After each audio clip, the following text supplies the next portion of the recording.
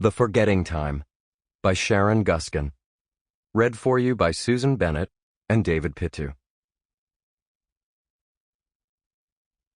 Chapter 1. On the eve of her 39th birthday, on the bleakest day of the worst February in memory, Janie made what would turn out to be the pivotal decision of her life. She decided to take a vacation. Trinidad was not the best choice, maybe. If she was going that far, she should really have gone to Tobago or Venezuela. But she liked the sound of it. Trinidad. Its musicality, like a promise. She bought the cheapest ticket she could find and got there just as the carnival revelers were all going home. The gutters filled with the most beautiful trash she'd ever seen. The streets were empty, people sleeping off the party. The cleanup crew moved slowly, in a contented, underwater shuffle. She'd scooped up handfuls of confetti and stray glittery feathers and plastic jewelry from the curb and stuffed them in her pockets, trying to absorb frivolity by osmosis. There was a wedding going on in her hotel, an American woman marrying a Trinidadian man, and most of the guests were there for it. She watched them circling one another, the aunts and uncles and cousins wilting in the heat, their cheeks daubed with a smear of red sunburn that made them seem happier than they were, and the bemused Trinnies, who were always in groups, laughing and talking in fast Trinny slang.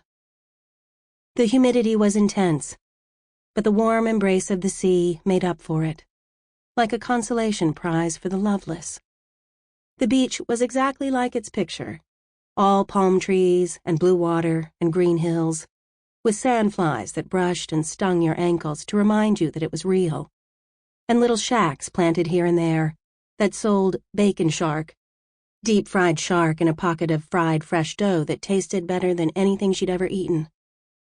The hotel shower sometimes had hot water and sometimes cold, and sometimes it had no water at all.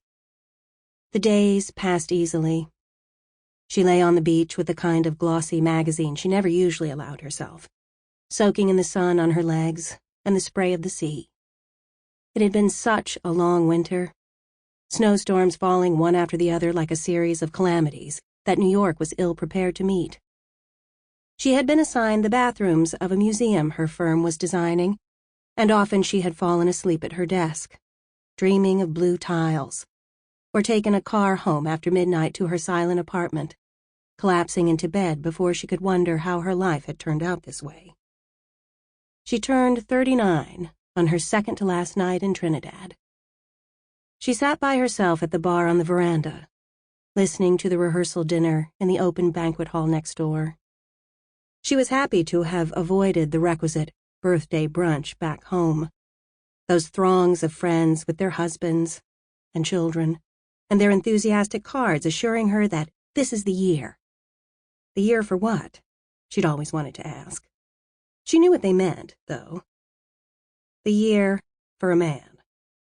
It seemed unlikely. Since her mother had died, she hadn't had the heart to go on dates the two of them couldn't analyze afterward, moment by moment, over the phone. Those endless, necessary conversations that sometimes went on longer than the dates themselves. Men had always come and gone in her life. She'd felt them slipping away months before they actually did.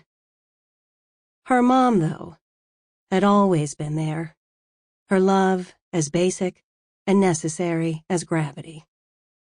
Until one day she wasn't. Now, Janie ordered a drink and glanced at the bar menu, choosing the goat curry because she'd never had it before. "You sure about that?" the barman said. He was a boy, really, no more than 20, with a slim body and huge laughing eyes. "It's spicy." "I can take it," she said, smiling at him, wondering if she might pull an adventure out of her hat on her next-to-last night and what it would be like to touch another body again. But the boy simply nodded and brought her the dish a short time later, not even watching to see how she fared with it. The goat curry roared in her mouth. "I'm impressed. I don't think I could eat that stuff," remarked the man sitting 2 seats down from her. He was somewhere in the midst of middle age, a bust of a man, Sample complete.